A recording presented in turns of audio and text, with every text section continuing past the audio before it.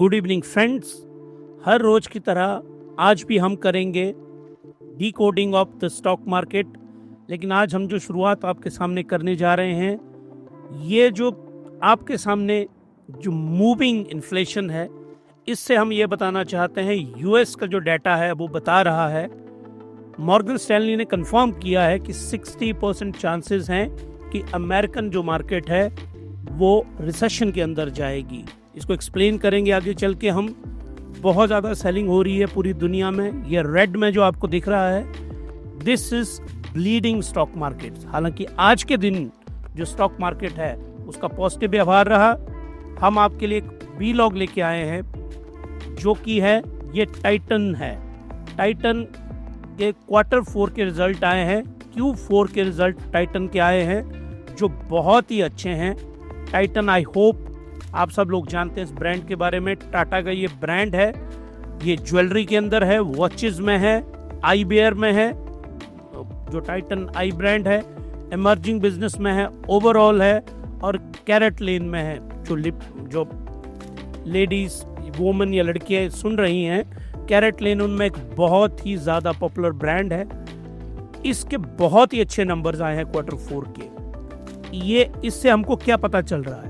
इससे हमको ये पता चल रहा है कि इंडिया का जो रूरल स्पेस है और सेमी अर्बन जो है हमारा टीयर 3, टीयर 4, टीयर 5 जो हमारे टाउन हैं, वहाँ पे बहुत ही अच्छी परफॉर्मेंस आ रही है इस तरह की लग्जरी और सेमी लग्जरी आइटम्स की।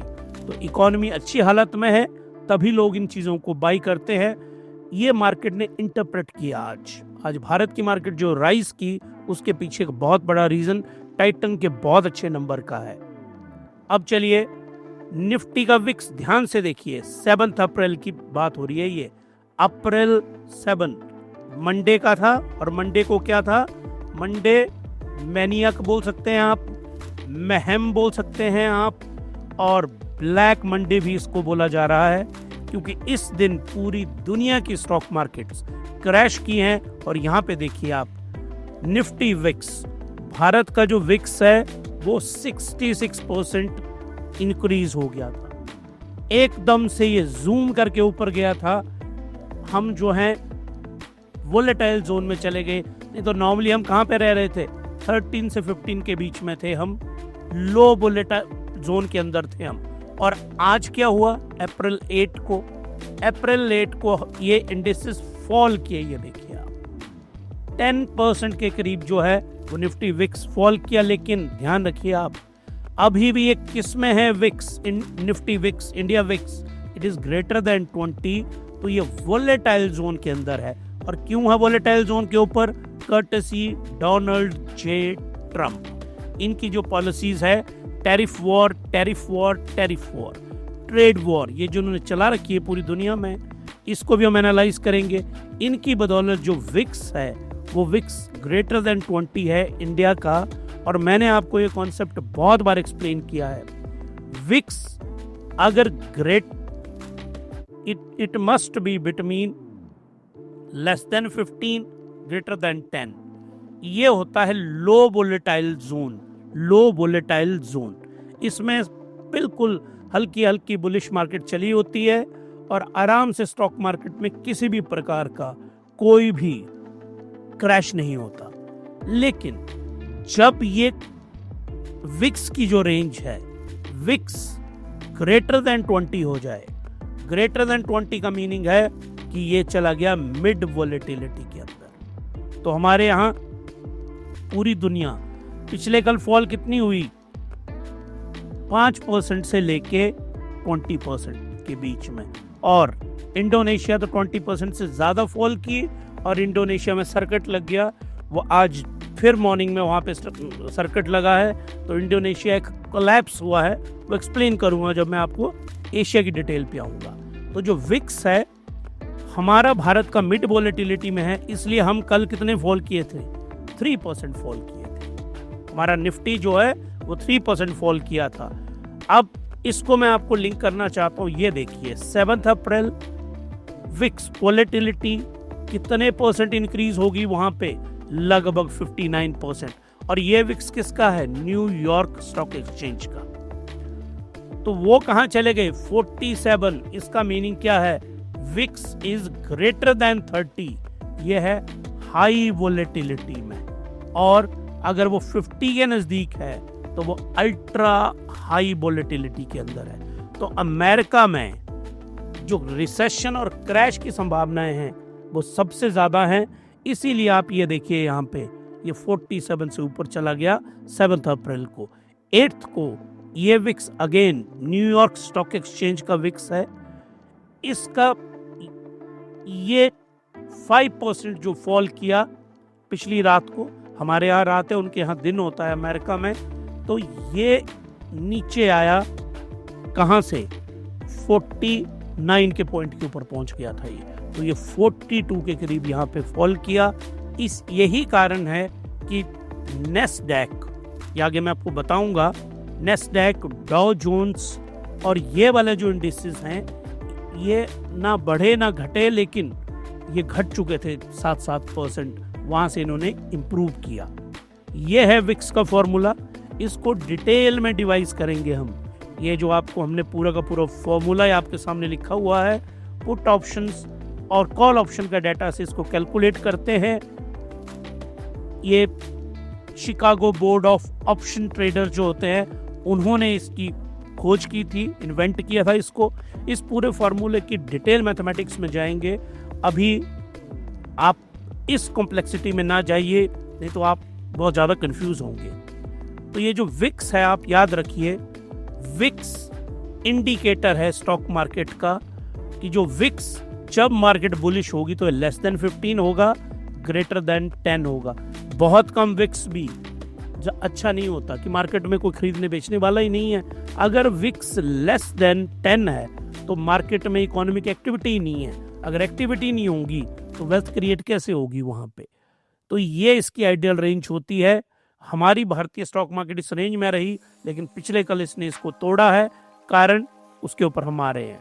तो चलिए अब हम डी कोड करते हैं, D coding today stock, today की कौन सी 8 अप्रैल की जो स्टॉक मार्केट है इसको डी कोड करते हैं। मार्केट की परफॉर्मेंस आज कैसे रही, पॉजिटिव रही, पॉजिटिव रही, पॉजिटिव, और लास्ट में तो मेगा पॉजिटिव के साथ हमारी स्टॉक मार्केट क्लोज हुई। उसके कारण क्या रहे, number 1 falling US bond yield and weak dollar.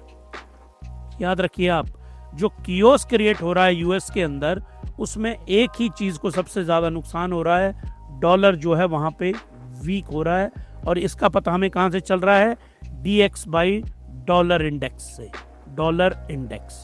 इसका जो बेसिक वीडियो है वो मैं डिस्क्रिप्शन बॉक्स में डाल रहा हूं, आप जरूर उसको देखिएगा। US Japan trade deal positive signal.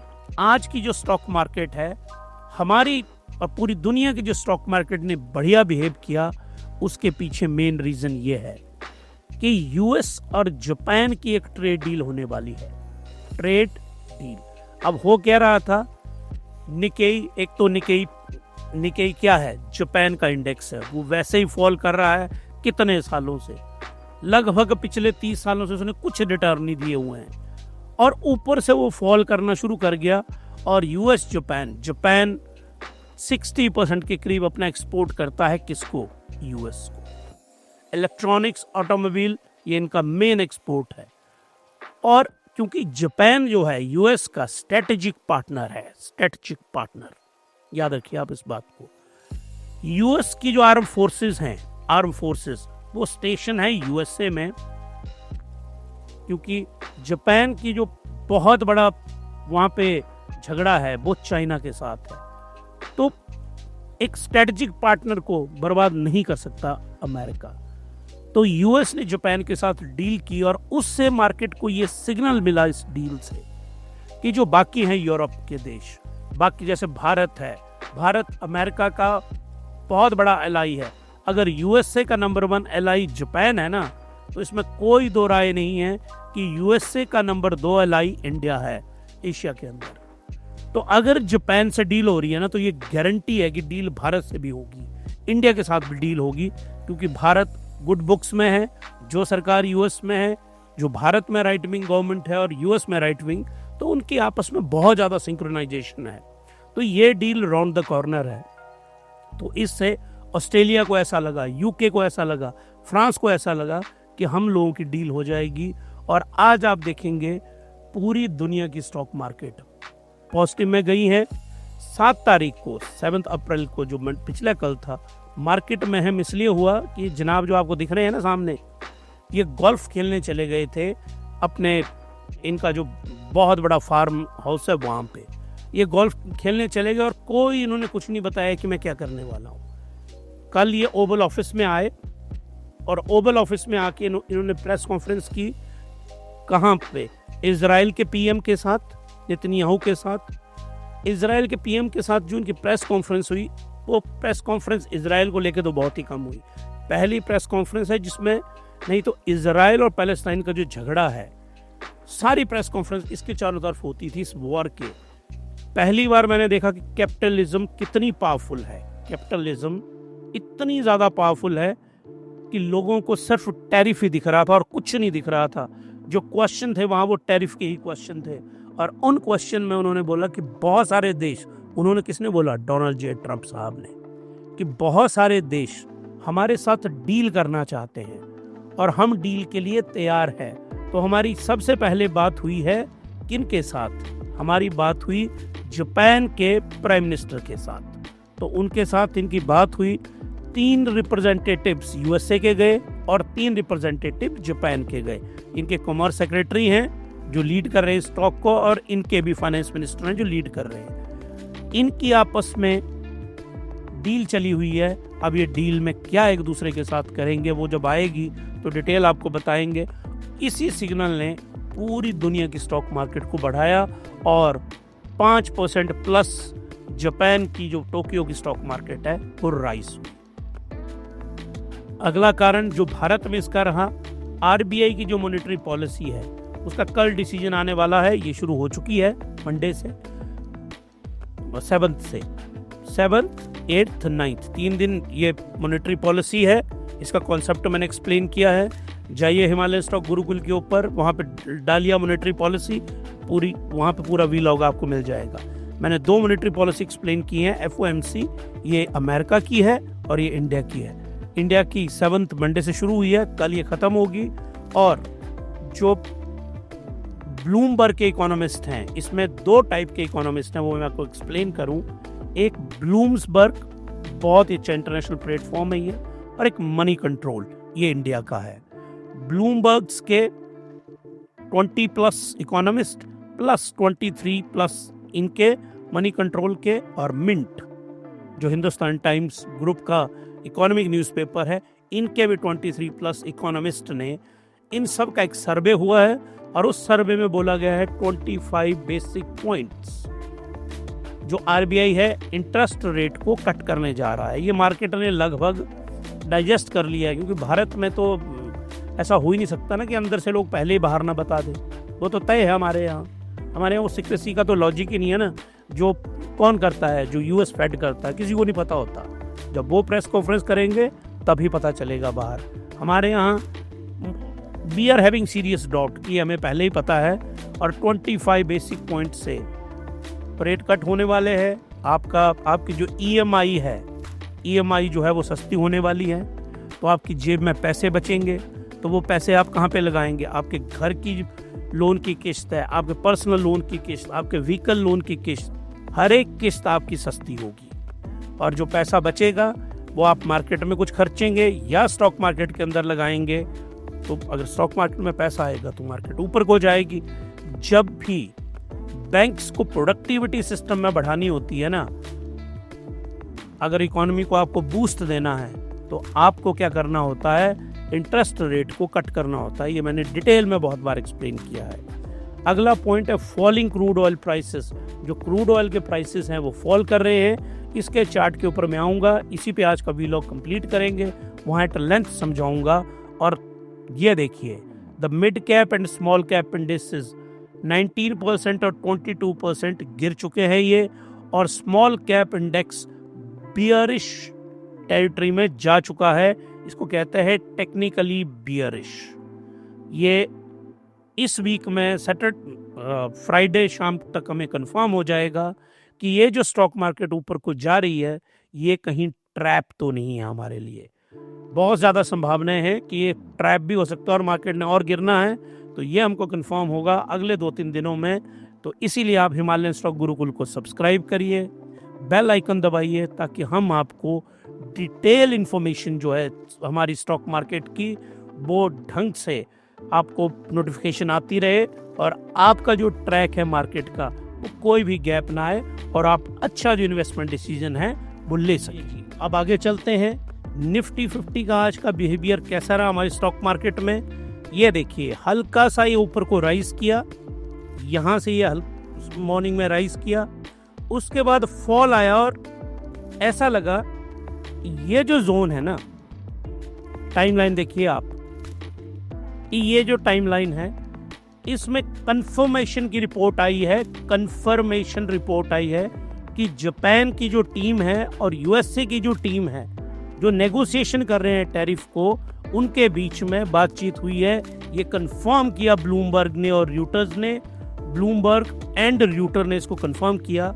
और उसके बाद आप स्टॉक मार्केट को देखिए, ऊपर लास्ट में हल्की सी इस पर्टिकुलर जोन में यहाँ पे हल्की सी प्रॉफिट बुकिंग की होगी ट्रेडर्स ने, तब जाके यहाँ पे बंद हुआ। लेकिन ओवरऑल ये देखिए आप, ओपन होता है 22,446 पॉइंट से, हाई जाता है 22,697 अप्रोक्सीमेटली 700 और लो है 22,270। तो ये देखिए आप, यहाँ से ओवरऑल 1.69% हमारा जो निफ्टी है वो पॉजिटिव के साथ क्लोज होता है। और रीज़न मैंने आपको पहले ही एक्सप्लेन कर दिए, इसके जो बेसिक रीजंस हमारे पे रहे हैं आज के, वो यही 4 रीजंस हैं। ये 4 रीजंस रहे हैं, 1, 2, 3, 4। ये मैं आपको अभी एक्सप्लेन करूंगा आगे चल के, इनके चार्ट भी हम आपको एक्सप्लेन करेंगे। इन रीजन, ये इंटरनेशनल क्यूज हैं, ये नेशनल क्यूज हैं, इसकी बदौलत जो है हमारी स्टॉक मार्केट आज की डेट में इसने ऊपर को राइज किया। तो चलिए जी, यहाँ पे मैं आपको एक बहुत ही शानदार कोट लेके आया हूँ जो बहुत बहुत ज्यादा आवश्यक है। Be fearful when others are greedy and be greedy only when others are fearful. इसके पीछे का जो बेसिक लॉजिक है कि आपको तब डरना है जब मार्केट बहुत ज्यादा ऊपर को जूम करती है। हमेशा याद रखिए, इसको मैंने थोड़ा मैथमेटिकली कन्वर्ट किया है कि आपको फियरफुल कब होना है। आपको फियरफुल होना है, याद रखिए ये है चार्ट, इस चार्ट में इस तरह से 2 जोन होते हैं। आप, ये ट्रेडिंग व्यू का सबसे शानदार चार्ट होता है, आप कभी भी स्टडी करें। ये है RSI 70 और ये है RSI 30। जब भी स्टॉक इस तरह से मूव करेगी RSI इस जोन के अंदर है ना, तो आपको यहाँ पे डरना है। इस जोन के अंदर यहाँ पे आपको फियरफुल होना है। ये मार्केट ऊपर को क्यों बढ़ रही होती है कि हर कोई बाइंग कर रहा है, हर कोई बाइंग कर रहा है। किसी स्टॉक की ना कोई प्राइस टू अर्निंग रेशो देखी जा रही है, ना किसी का ROC देखा जा रहा है, ना किसी का ROCE देखा जा रहा है, कुछ भी ना रेवेन्यू ग्रोथ का पता है उसका, ना उसके डेट का पता है, लेकिन स्टॉक बढ़े जा रहा है। उसको कहते हैं मैनिपुलेशन ऑफ स्टॉक्स।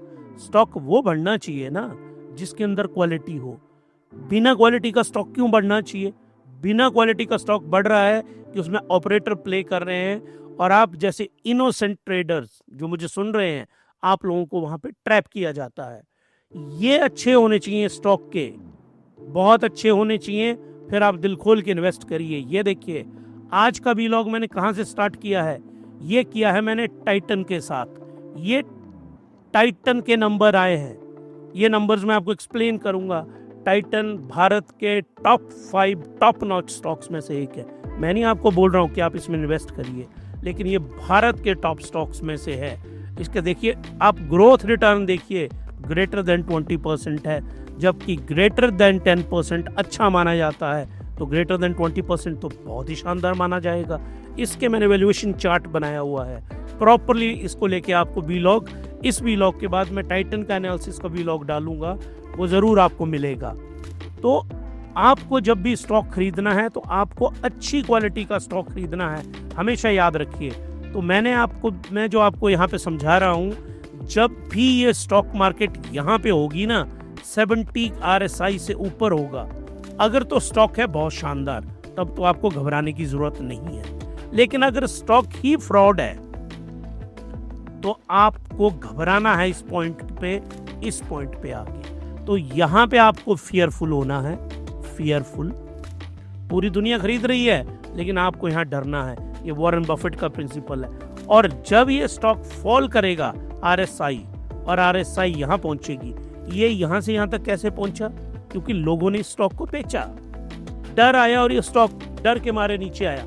अब आपको ऐसा नहीं है कि हर कोई स्टॉक 30 के नीचे है, आजकल तो बहुत सारे हैं, वो सारे नहीं खरीदने हैं आपको साथ में देखने हैं फंडामेंटल्स। अभी जो लिस्ट मैंने आपको दिखाई, उस लिस्ट में जो अच्छे स्टॉक हैं और वो इस जोन के अंदर हैं, यहाँ पे क्या आएगा? ग्रीड। आपको ग्रीडी बनना है, लोग फियरफुल हैं। यहाँ पे लोग ग्रीडी हैं, आपको फियरफुल बनना है। यहाँ पे आपको ग्रीडी बनना है और जो लोग हैं यहाँ पे वो क्या होंगे? फियरफुल। यही है इस पूरी कोट का मीनिंग जो मैथमेटिकली चार्ट पे मैंने आपको समझाया। Be fearful when others are greedy and be greedy when others are fearful. Donald Trump साहब आपके लिए, जो लोग मुझे सुन रहे हैं, आपकी लाइफ की एक लाइफ टाइम अपॉर्चुनिटी लेके आए हैं। अगर स्टॉक की वैल्यू बहुत हाई होती, आप लोग जिंदगी में कभी खरीद नहीं पाते। तो ये गोल्डन अपॉर्चुनिटी है बाइंग करने की, इसी प्रिंसिपल पे। और बाइंग के लिए मैंने डिवाइस कर रखा है हिमालयन बास्केट इन्वेस्टिंग मॉडल। ये मॉडल जिस दिन भी बियरिश मार्केट हो आपको बाई करना। आज बियरिश नहीं थी, आज कौन सी थी मार्केट? बुल मार्केट थी। आज आपने मेरे इस मॉडल को नहीं अप्लाई करना जिस दिन वो बियरिश हो। उसमें आपके कैपिटल C, आपकी इन्वेस्टमेंट I बियरिश डे पे अप्लाई करनी है। इस प्रपोर्शन में पैसे अप्लाई करने हैं आपने। फिर sky is the limit for आप जो वहां पे मनी मेकिंग करेंगे, बिल्कुल पढ़ के और समझदारी से। अब आइए आप, निकेई आज कैसा रहा? 6% राइज किया। एक्सप्लेन मैंने आपको कर दिया। नेगोशिएशन डील चल रही US से जापान के बीच में। कंपोजिट इंडेक्स चाइना का, ये भी 1.5% के करीब ऊपर को राइज किया। यही हैंगसेंग राइज किया। क्योंकि ये ज़्यादा राइज इसलिए नहीं किए क्योंकि वहाँ पे ये आपको दिख रहे हैं, देखिए डोनाल्ड जे ट्रम्प, इन्होंने ये बोला है आज 12 बजे तक, कौन सा टाइम? ये USA का स्टैंडर्ड टाइम, इंडिया का नहीं, कि अगर चाइना ने जो 34%, यहाँ मैं आपको बता दूं, USA ने 34% टैरिफ लगा दिया चाइना के ऊपर, क्योंकि इनके साथ जो डेफिसिट था वो था, ये लगाते थे 68%। चाइना ने रिटेलिएट कर दिया, चाइना ने 34% लगा दिया USA के ऊपर, और USA तिल मिला गया क्योंकि इन्होंने भी टैरिफ लगा दिया। क्योंकि चाइना एक दुनिया की बहुत बड़ी मार्केट है, अमेरिका नो डाउट बहुत बड़ी मार्केट है, लेकिन चाइना भी बहुत बड़ी मार्केट है। 18% दुनिया की इकोनॉमी चाइना है, 26% जो है वो US है। तो इन्होंने बोला, डोनाल्ड जे ट्रम्प साहब ने, कि 12 बजे तक अगर इन्होंने ये नहीं हटाया तो USA 50% का टैरिफ लगा देगा चाइना के ऊपर। और चाइना के फाइनेंस मिनिस्टर ने बोला है, we will fight it till the end, कि हम एंड तक फाइट करेंगे इस पूरी की पूरी गेम को, हम डरेंगे नहीं। इसीलिए हल्का इंक्रीज हुआ ये। और BSE सेंसेक्स 1.49%, निफ्टी 50 1.69%। अब यहाँ पे आपके मन में क्वेश्चन होना चाहिए कि एशिया के ये सारे बड़े हैं, तो स्टैंडर्ड एंड पुअर्स का एशिया 12% कैसे फॉल कर गया? है ना, ये बहुत इंपॉर्टेंट सवाल। ये इसलिए सबसे ज्यादा फॉल किया क्योंकि इंडोनेशिया के अंदर, इंडोनेशिया में अप्रैल 7 को 20% फॉल किया, वो वहाँ सर्किट लग गया। और अप्रैल 8 को भी वो शुरुआत में 10% प्लस वहाँ पे फॉल किया, सुबह भी सर्किट लग गया। फिर इन्होंने आफ्टरनून में सर्किट को हटाया, तो इंडोनेशिया इतना ज़्यादा फॉल किया, तो एशिया का जो टोटल है वो माइनस में आया, only and only due to Indonesia. तो इंडोनेशिया को मैं यहाँ एनालाइज इसलिए नहीं करूँगा कि इंडोनेशिया का कि स्टॉक मार्केट का भारत के साथ, आप लोगों के साथ या वर्ल्ड मार्केट में कोई बहुत बड़ा कंट्रीब्यूशन नहीं है, तो इसलिए मैं उसको एनालाइज नहीं कर रहा हूँ। जो ग्लोबल हिमालयन स्टॉक्स हैं वहाँ पे हम उसके लेके पूरा एक पॉडकास्ट बना रहे हैं। चलिए जी आगे, ये देखिए टाटा मोटर्स कितने लो जोन में आया। ये मैंने सिर्फ आपको यही बताना था कि यहाँ पे देखिए RSI वैल्यू कहाँ है। और यहाँ पे मैं एक और कोट आपके लिए लेके आया हूँ, if you can not control your emotions you can not control your money. तो इसमें इमोशंस जो है आपके, इसके ही दो कंपोनेंट्स हैं, फियर एंड ग्रीड। इसमें आप लव एंड हेट को भी कर सकते हैं। जब आप किसी से प्यार करते हैं, किसी से नफरत करते हैं, तो वो इमोशंस का ही एक पार्ट है। तो ये जो फियर वाला एंगल है ना आपका, और ग्रीड वाला जो एंगल है, हालांकि उल्टा होना चाहिए था, लव यहाँ लिखना चाहिए था, हेट यहाँ पर छोड़ो, I am not expert in that. तो ये जो फियर है, अगर आपने अपने इस फियर को कंट्रोल कर लिया ना और ग्रीड को कंट्रोल कर लिया, तो नेक्स्ट वॉरेन बफेट आप बन सकते हैं, इसमें कोई दो राय नहीं है। वॉरेन बफेट के ऊपर एक पूरा व्लॉग और उनकी जो बुक्स हैं उनके ऊपर एक समरी लेके बहुत जल्दी हम आ रहे हैं। आपको हम एक नया सॉफ्टवेयर जो है एनिमेशन वाला, उसके ऊपर काम कर रहे हैं। जब हम उसको ढंग से सीख लेंगे तो उसके बाद एक बहुत बढ़िया हम आपको एनिमेशन का एक वीडियो बना के लाएंगे। इनका जो पूरा वर्क है, ये लिविंग लेजेंड हैं। आज की डेट में सबकी वेल्थ इरोड हुई है। एलन मस्क की $130 बिलियन, सबकी, जितने भी बिलियनियर हैं, एक बिलियनियर है जिसकी वेल्थ 20% से राइज की है पिछले साल, वो हैं वॉरेन बफेट। इसीलिए आज मैं दो कोट्स इनकी लेके आया हूं आपके लिए, और जो इनके प्रिंसिपल हैं बियर मार्केट में, इनके प्रिंसिपल्स को आपको फॉलो करना है। तो चलिए जी आगे, रिलायंस इंडस्ट्रीज, ये देखिए, ये भी आपके बाइंग जोन में आ रहा है। खरीदना नहीं खरीदना अपने आप वेल्थ मैनेजर जो है आपका, फाइनेंशियल एडवाइजर है, उससे पूछिए। हम आपके फाइनेंशियल एडवाइजर तो नहीं है। मैं कॉन्सेप्ट आपको बता रहा हूँ, खरीदने के लिए बिल्कुल नहीं बता रहा हूँ कि खरीदिए कि नहीं, मर्जी है आपकी। लेकिन ये इसका रेंज है रिलायंस की, क्योंकि RSI अच्छे स्टॉक की जब भी लेस देन 30 होगी तो वो एक बाइंग अपॉर्चुनिटी होती है। ये एक बेसिक प्रिंसिपल है इन्वेस्टिंग का। इस बेसिक प्रिंसिपल को आपको कभी भूलना नहीं है। वर्ल्ड ट्रेड वॉर, उसकी बदौलत ये पूरी दुनिया में हो रहा है। इस व्लॉग को जाइए हमारे, देखिए, पेंगुइन बेचारों के ऊपर टैरिफ लगा दिया। मुझे तो इन पेंगुइन की इसलिए बहुत ज़्यादा क्यूट लगते हैं ये। व्हाइट हाउस ने एक प्रेस कॉन्फ्रेंस की और उनसे किसी ने सवाल पूछा कि जनाब, आपने पेंगुइन के ऊपर जो टैरिफ लगाया है वो क्यों लगा दिया? उस आइलैंड में तो रहता ही कोई नहीं है, सिर्फ पेंगुइन रहते हैं। तो उन्होंने आर्गूमेंट ये दिया कि चाइना वहाँ पे सामान ला सकता था और वहाँ से US भेज सकता था और वो टैरिफ वेट कर सकते हैं। मतलब चाइना 10,000 किलोमीटर पहले इस आइलैंड पे लाएगा और यहाँ से फिर वो 30,000 किलोमीटर लेके US में बेचेगा। मतलब व्हाट इलॉजिकल कॉन्सेप्ट। तो चलिए, वो तो व्हाइट हाउस के तो कलाकार है ना, उनको तो कुछ बोल ही नहीं सकते। रेसिप्रोकल टैरिफ, ये देखिए आप, 67%, 69, इसको 2 से डिवाइड किया। मुझे तो उन मैथमेटिक्स पे बड़ा हैरान हूँ मैं। जो मैथमेटिशियन है ना वहाँ पे अमेरिका में, इकोनॉमिस्ट इस वक्त, मतलब कितना मुश्किल मैथ किया उन्होंने। 67 डिवाइडेड बाय 2, ये तो आना था 33.5, पर इन्होंने 34 कर दिया।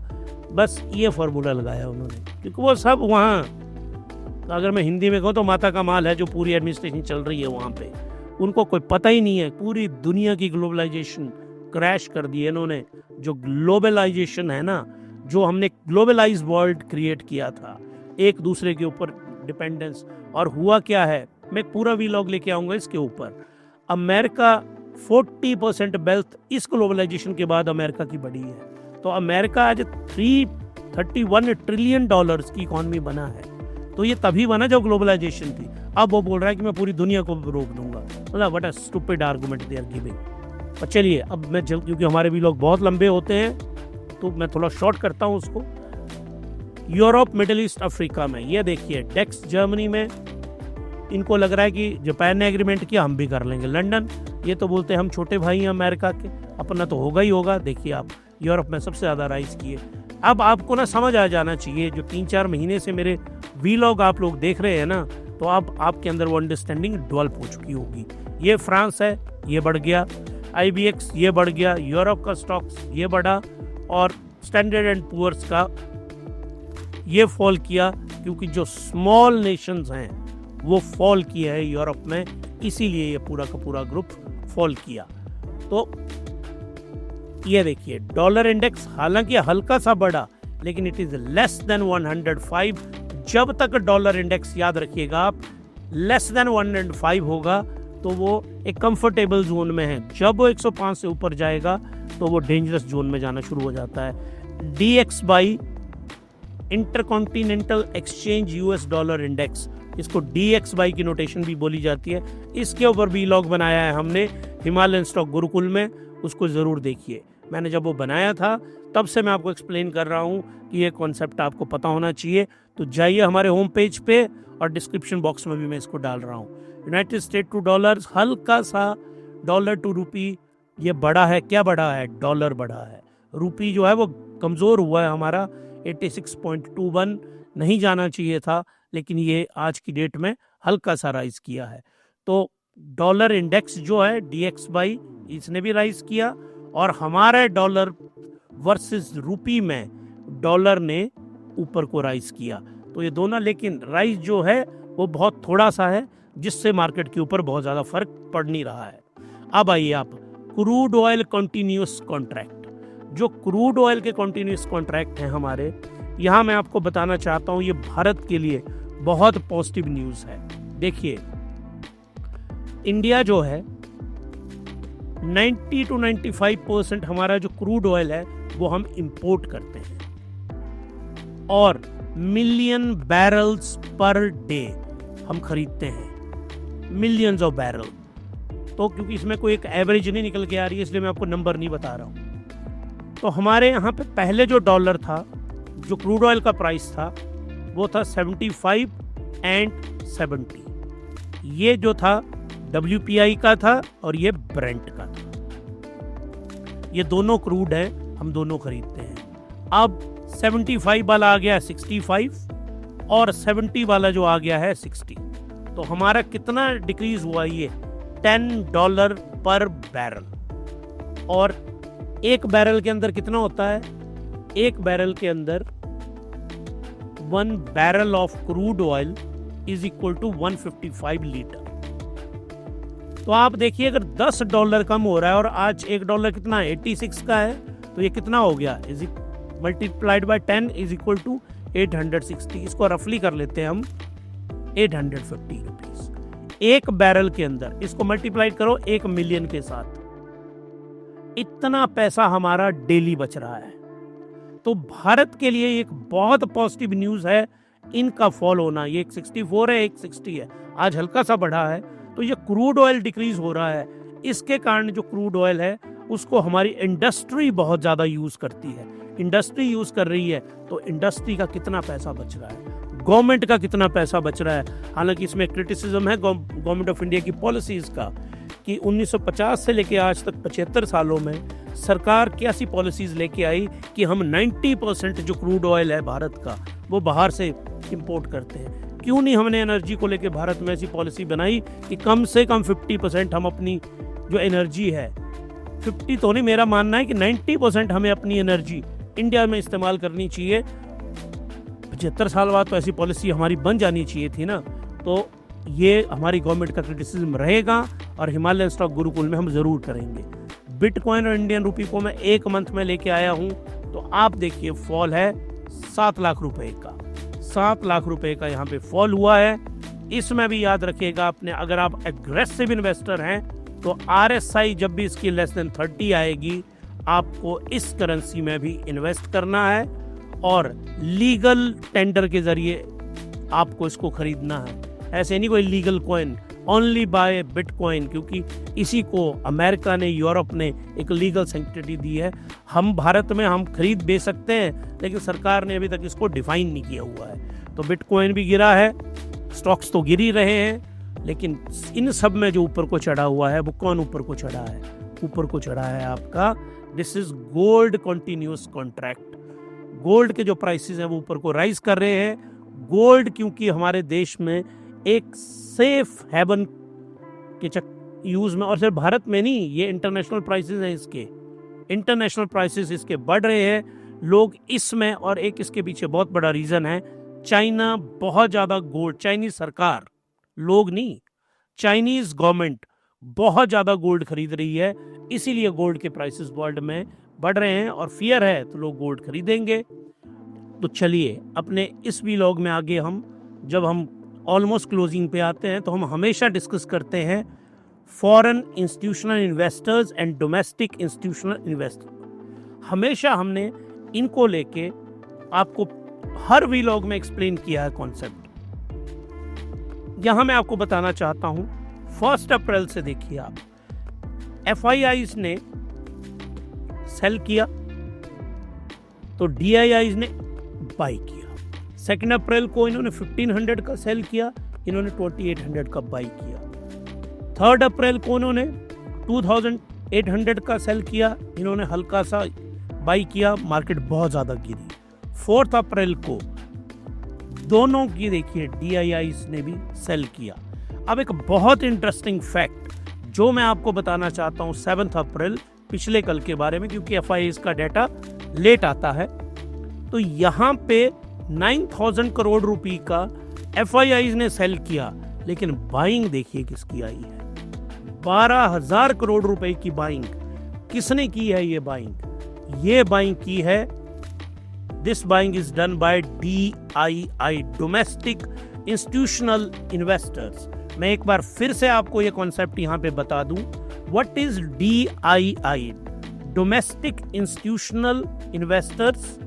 ये होते हैं, और कौन होते हैं ये हैं हमारे इन्वेस्टमेंट फर्म्स। इसमें सबसे बड़ी है LIC, वो बाई करती है यहाँ पे। SBI बैंक की फर्म्स हैं, HDFC बैंक की फर्म्स हैं, बहुत सारी जो इन्वेस्टमेंट फर्म्स हैं, भारत के इंस्टीट्यूशन, इंडिविजुअल नहीं, इंस्टीट्यूशंस, ये सारे जो स्टॉक्स को वो खरीदते हैं। तो अगर ये बेचेंगे तो ये खरीदते हैं, और इसीलिए भारत की स्टॉक मार्केट पहले मॉर्निंग में 6% फॉल की थी। ये 6% से क्लोजिंग होते होते 2.8% कैसे आई पिछले कल 7 अप्रैल को, क्योंकि यहाँ पे DIIs की बाइंग आई है आफ्टरनून के अंदर। क्योंकि और क्यों आई उनकी बाइंग, ये जो डोमेस्टिक इंस्टीट्यूशनल इन्वेस्टर्स हैं ये साइंटिफिकली स्टॉक्स को खरीदते हैं, याद रखिए, क्योंकि इनको एक्सपर्ट्स चलाते हैं। और ये RSI का जो मॉडल है इसको, और प्राइस टू अर्निंग रेशो का मॉडल, डेट टू इक्विटी का मॉडल, ROE का मॉडल, ROC का जो मॉडल है, ग्रोथ का जो मॉडल है, हर एक मॉडल को ये स्टडी करते हैं। और इन्होंने अपनी एक रेंज डिफाइन की होती है हर स्टॉक को लेके, और ये लोग ज़्यादातर इन्वेस्ट करते हैं टॉप 500 स्टॉक्स में इंडिया में। तो RSI जब भी इन्होंने डिफाइन किया होता है, नॉर्मली 30 से नीचे आती है, बाइंग आ जाती है, म्यूचुअल फंड हाउस खरीद लेंगे। Price to earning ratio, market गिरेगी, PE वैल्यू भी गिरेगी। Debt to equity, debt free less than 0.5%, जो नीचे होंगे उनको डेट फ्री बोला जाता है। Return on equity, it must be greater than 15%, जिनको बहुत अच्छे स्टॉक कहा जाता है। ROC, it must be greater than 15%। आप लोगों को जब भी स्टॉक खरीदने, फंडामेंटल एनालिसिस की वीडियो में मैंने समझाया हुआ है, ये पैरामीटर फॉलो करने होते हैं, और यही पैरामीटर्स ये DIIs फॉलो करते हैं। और आप लोग क्या करते हैं, वहाँ पे रिस्की स्टॉक उठाते हैं जिनका ना कोई सर होता है ना पैर होता है, वहाँ पे जो फ्रॉड लोग हैं वो घुसे होते हैं बीच में और तबाह करके रख देते हैं आपके कैपिटल को भी और स्टॉक मार्केट को भी। तो यहाँ पे मैं आपको बताना चाहता था कि कितनी मैसिव बाइंग हुई है। 8 अप्रैल आज शाम तक हमारे पास डाटा आएगा, उसकी एक्सप्लेनेशन हम कल करेंगे। लेकिन आप लोग हिमालयन स्टॉक गुरुकुल को सब्सक्राइब करिए, क्योंकि हमारा जो पोस्ट है हम पोस्ट कर देते हैं जैसे ही डाटा आता है हमारे पास, तो हम ज़रूर नोटिफिकेशन में आपको आ जाएगी। लेकिन अगर आपने सब्सक्राइब किया होगा तभी आ पाएगी, और बेल आइकन वहाँ पे दबाया होगा। तो ये है, और आज हमको लगता है कि 8 अप्रैल को DIIs का डाटा अच्छा आना चाहिए भारत में, उसको हम देखेंगे और फिर एनालाइज करेंगे। तो ये हमारी आज की जो हमने पूरा का पूरा एनालिसिस किया कि भारत की जो स्टॉक मार्केट है उसने किस तरह का व्यवहार किया। अगर आपको ये पसंद आया तो आप सब्सक्राइब करिए, आप लाइक करिए और आप शेयर करिए। लाइक नहीं मैं बोल रहा हूँ, अगर अच्छा लगा तब लाइक करिए, नहीं तो कमेंट करके बताइए हमें कि आपको क्या चीज़ इसमें पसंद नहीं आ रही है। आप हमें मेल कर सकते हैं, हमने अपना ईमेल का जो आईडी है, ईमेल का आईडी दिया हुआ है। आप जाइए हमारे हिमालय स्टॉक गुरुकुल के होम पेज के ऊपर, वहाँ पे क्लिक करिए, आपको वहाँ हमारा ईमेल आईडी मिलेगा। कोई भी आपकी क्वेरी है आप हमारी ईमेल आईडी में कर सकते हैं, कमेंट में कर सकते हैं, आपको ज़रूर उसका रेजोल्यूशन हम करेंगे। आप हमारे साथ जुड़े रहें, उसके लिए आप लोगों का बहुत बहुत धन्यवाद। टाइटन का जो एनालिसिस है, उस एनालिसिस के ऊपर हम एक और वीलॉग आज लेके आएंगे। अब मिलते हैं आपके साथ अगले वीलॉग में, तब तक के लिए थैंक यू वेरी मच।